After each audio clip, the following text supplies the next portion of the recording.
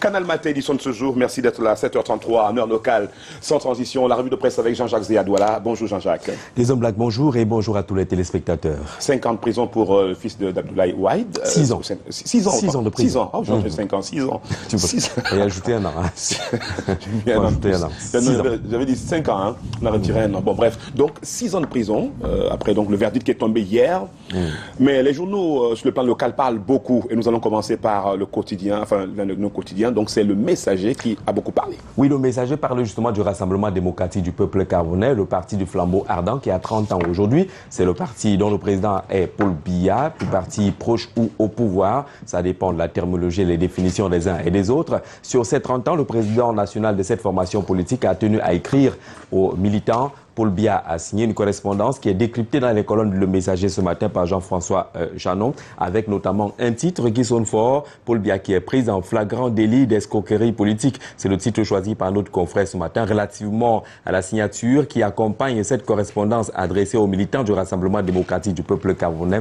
Le journal constate justement que la date qui est au pied de cette correspondance est le 19 mars. Et c'est bien signé Paul Biya. Le journal se souvient quand même que c'est le 1er mars que le chef de l'État a quitté le Cameroun et que jusqu'à présent, de façon officielle, il n'a pas encore été annoncé son retour au triangle, à l'intérieur du triangle national. Aurait-il le don d'ambiguïté, s'interroge notre confrère ce matin relativement à cette signature. Réponse d'un cadre du Rassemblement démocratique du peuple camerounais. Le plus essentiel, le plus important, c'est que la correspondance soit là, peu importe le lieu de signature ou la date. Toujours est-il que qu'est-ce qui prouve que cette correspondance n'a pas été signée pendant que le chef de l'État était encore à l'intérieur du territoire national. Voilà pour le débat et la polémique autour de la date de signature de cette correspondance adressée par le président Biya aux militants du Rassemblement démocratique du peuple camerounais relativement à ce jour anniversaire, le 30e du genre de ce parti qui est né du côté de Bamenda. Le journal, en tout cas, en décryptant la correspondance du chef de l'État ou du président national du RDPC, revient sur l'intérêt que le chef de l'État accorde, ou le président national accorde justement à cette création du Rassemblement démocratique du peuple camerounais. La correspondance resitue le contexte dans lequel le parti a été créé, les motifs de création, mais surtout en insistant sur les emblèmes à retenir ou les symboles à retenir dans le nom Rassemblement démocratique du peuple camerounais. Pour le président Biya, il y a 2 mots essentiels, rassemblement et démocratie. Sur ces aspects, le journal parle justement d'une sorte d'autoglorification. Le RDPC reconnaît sous la plume de son président national avoir œuvré pour le rassemblement des Camerounais. Aujourd'hui, dit le président Biya, le Cameroun est une nation unie et bien entendu rassemblée. Sur le plan démocratique, il cite les différentes victoires qui ont meublé la marche du Cameroun vers la démocratie qui est vivante avec des institutions qui fonctionnent selon Paul Biya avec des élections qui sont toujours organisées. Il ouvre une fenêtre sur les perspectives en parlant justement des idées nouvelles qui sont attendues. La jeunesse, certainement ou probablement derrière cette idée d'une nouvelle génération et de nouvelles idées au sein de la formation politique. Sauf que la lecture critique proposée par notre confrère ce matin indique justement que le texte du président Biya évite certains faits, notamment le refus d'appliquer intégralement la Constitution, notamment à son article 66 sur la déclaration des biens. La première conséquence étant que les biens du Cameroun semblent souffrir justement de la gestion de ceux qui sont au pouvoir et donc du Rassemblement démocratique du peuple camerounais. Rien également sur la difficile survie des progressistes à l'intérieur de cette formation politique, indique notre confrère qui arrive à une sorte de conclusion. Le RDPC reste Biya et Paul Biya, c'est le RDPC. D'autres journaux parlent également de cet anniversaire du Rassemblement démocratique du peuple camerounais. C'est le cas de la nouvelle expression que les 30 têtes qui ont fait le RDPC en 30 ans. C'est le grand titre choisi par le journal de Séverin Tchounkè ce matin qui affiche une série de photographies, de portraits et autres de ces personnalités qui ont marqué, qui ont fait la vie du RDPC en 30 ans. Naturellement, son président national, le président Biya, naturellement quelques personnalités qui restent actives au sein de la formation politique, Kava Yege Dibril, Peter Mafani Moussongue, mais aussi ceux-là qui sont considérés comme des progressistes activistes qui ont été un peu éjectés de la formation politique. Certains sont en exil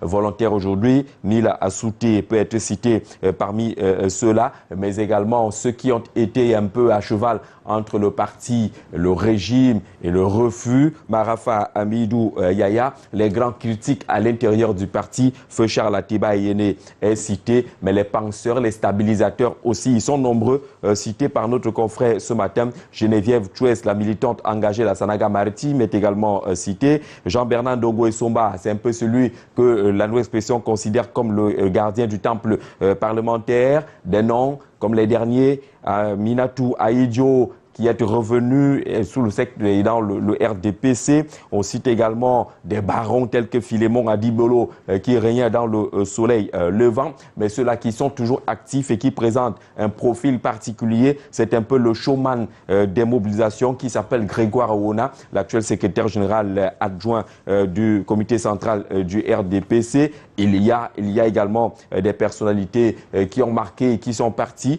François Sengako est cité parmi ces personnalités-là, considérées comme le véritable stratège du RDPC. Il y a aussi celui qui est présenté comme le leader de l'opposition aujourd'hui, Ni John Frondi, le leader de la Meusam, qui a mal digéré la perte de son fief et a choisi de prendre la direction de l'opposition. On cite également le baron du Vouri à cette époque, à une certaine époque, Jean-Jacques Ekindi, cité par notre confrère ce matin, mais également des barons tels que Victor Foto, qui est l'immuable argentier du Rassemblement démocratique du peuple camerounais, mais les chantres du renouveau, Jacques Famdongo et consorts. Toutes ces personnalités sont citées dans les colonnes de la nouvelle expression ce matin, avec des profils bien considérables qui, d'une façon ou d'une autre, ont accompagné ou ont fait la vie du Rassemblement démocratique du peuple camerounais, avec en bonne place des personnalités telles que Françoise Foni, qui était la fervente supportrice du Rassemblement démocratique du peuple camerounais. À lire également, et des autres parlaient justement de cette décision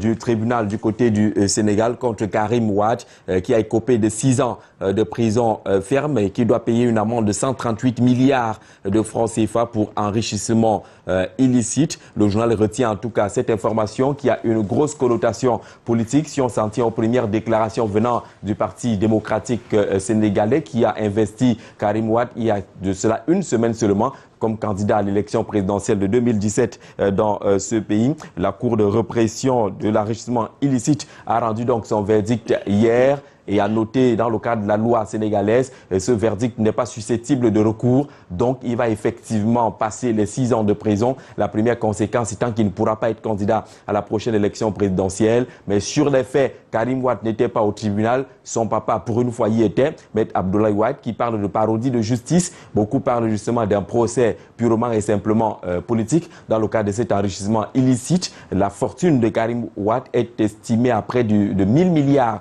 de francs CFA, c'est à lire dans les colonnes de la nouvelle expression. Europe Plus, pour sa part, s'intéresse un peu à la prorogation du mandat du comité de normalisation. C'est d'ailleurs le grand titre choisi par le journal de Michel Michaud Moussala ce matin, avec ce qu'il considère comme controverse autour de la sortie officielle du gouvernement. C'est le titre choisi par notre confrère qui décrypte un peu cette sortie du gouvernement, mais également la décision de la FIFA, une décision à problème selon les membres de la délégation officielle ou la délégation gouvernementale qui était conduite par lui, Paul Motazé, le secrétaire général des services du Premier ministre, et qui comprenait également le ministre des Sports et l'Éducation physique, Adoum Garoua. C'est un peu un climat de déception et de condamnation au niveau du gouvernement relativement à l'information rendue publique par Jérôme Valk, le secrétaire général de la FIFA, par une correspondance à travers la boîte mail de la Fédération camerounaise de football, alors qu'il était attendu un communiqué officiel du comité exécutif de la FIFA. Cette manière de procéder semble courroucer aujourd'hui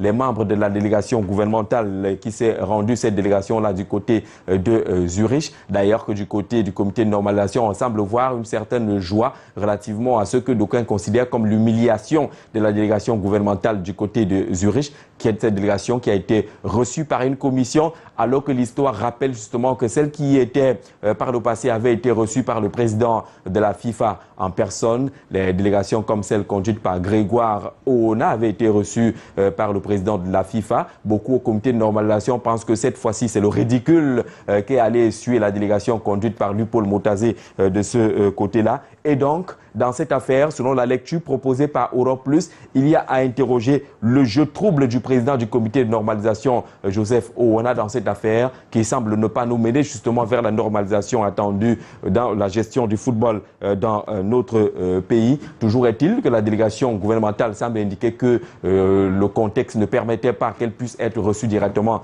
par le président de la FIFA, parce qu'il y a coïncidé cette visite avec la plénière des assises du comité exécutif de la FIFA. D'autres sources également relayées dans le dossier proposé par Mathieu Nathalie Ndjok indiqueraient que le président Biya, qui se trouvait justement du côté de Genève, aurait reçu le président de la FIFA, et à laquelle rencontre assistait aussi Lupaul Motazé, le chef de la délégation du gouvernement camerounais de ce côté-là. C'est à dire, Ouest Littoral pour sa part cite quelques déclarations des populations qui étaient mobilisées dans le cadre des obsèques rendues à Françoise Foning dans l'ouest du pays. Même Biya ne pourra pas être enterré comme ça, selon les informations relayées par Ouest Littoral. Ces mots sont de la bouche de nombreuses populations, de quelques personnalités et même les membres du gouvernement qui ont vu la grosse mobilisation autour des obsèques de Françoise Foning, qui était en tout cas, on n'en parle plus aujourd'hui, une très grande personnalité du monde politique, du monde des affaires, du monde social dans notre pays, à l'intérieur comme à l'extérieur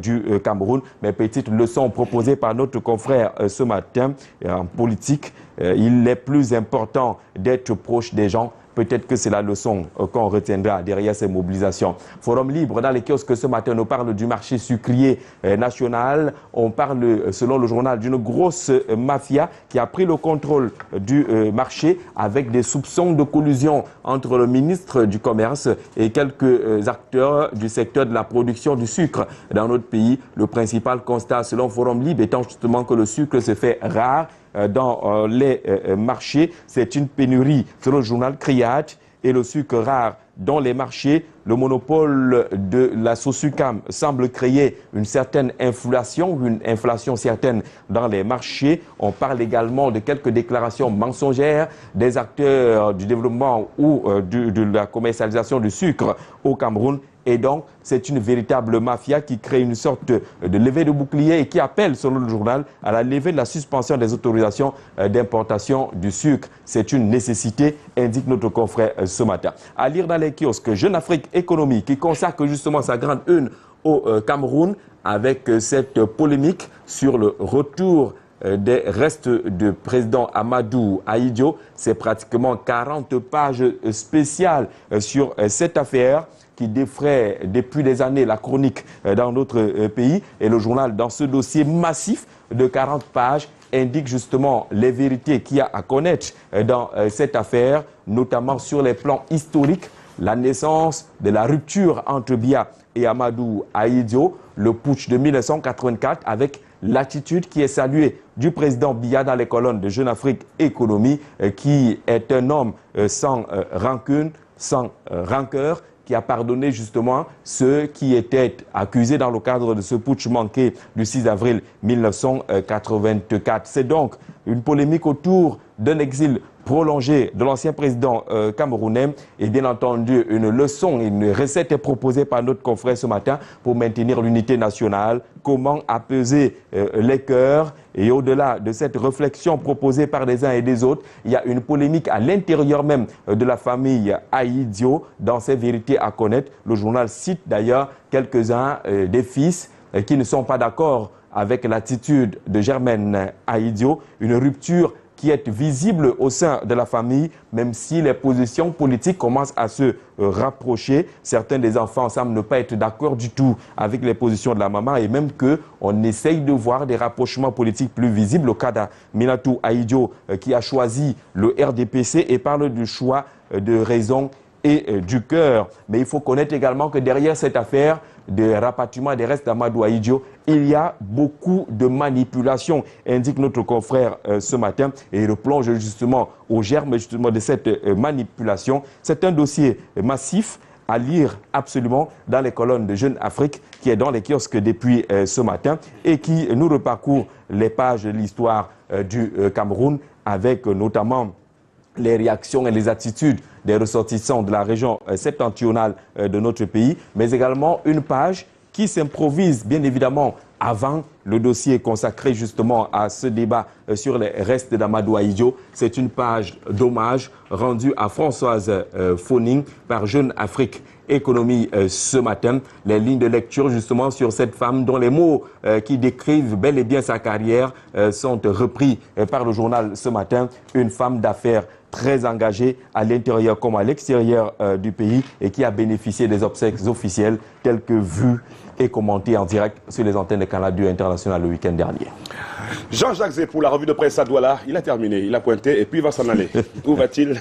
Direction de la rédaction, bien sûr. Naturellement, pour préparer avec tous nos collègues et collaborateurs le journal de 20h, mais entre-temps, il y aura eu le journal de 13h qui est une signature de Kassi Toulelanga et de Flora Djingla, puisqu'il est bilingue, avec naturellement la participation de Karel Mezatia du côté de Yaoundé en duplex. Jean-Jacques Zé, vous parliez des 6 ans qu'écope justement le fils d'Abdoulaye Wade, là-bas du côté du Sénégal. Oui, alors qu'il y a quelques jours seulement, comme vous le disiez, il avait été pressenti, enfin, il a même été investi. Il a même été investi par le PDS, le Parti démocratique sénégalais, comme candidat de cette formation politique à l'élection présidentielle de 2017. Une semaine après, la condamnation est tombée et naturellement, dans ces conditions-là, on peut comprendre la réaction des membres du PDS, la réaction de la famille Wade, notamment parlant de parodie de justice, parlant aussi d'un procès purement politique. Il faut dire que dans cette affaire, la justice a retenu le délit d'enrichissement illicite. Au départ, c'était les délits de corruption qui n'ont pas été prouvés devant la justice. Finalement, l'enrichissement illicite a été retenu. La fortune qui est attribuée à Karim Wade, c'est quand même un chiffre colossal, d'où peut-être l'amende qui accompagne cette condamnation à 6 ans de prison ferme. On dit 6 ans de prison sans ferme. Recours, sans possibilité même, d'ailleurs. Parce que cette juridiction spéciale n'autorise pas de recours. La loi ne l'a pas prévu du côté du Sénégal et donc il va passer 6 ans en prison et donc il ne pourra pas être candidat à l'élection présidentielle de 2017 et donc il devra payer au Trésor public sénégalais 138 milliards de francs CFA au titre d'amende. Voilà. À suivre cette affaire, on en reparlera. Jean-Jacques, merci pour tout. Mettons à présent le cap sur Yaoundé parce que Ghislain Pierre-Essonneau est déjà positionné, prêt pour nous livrer donc la pollution aujourd'hui en ce qui concerne la revue de presse. Justement, il est en place, Ghislain Pierre-Essonneau, pour nous. Merci beaucoup d'être là, Ghislain Pierre-Essonneau, pour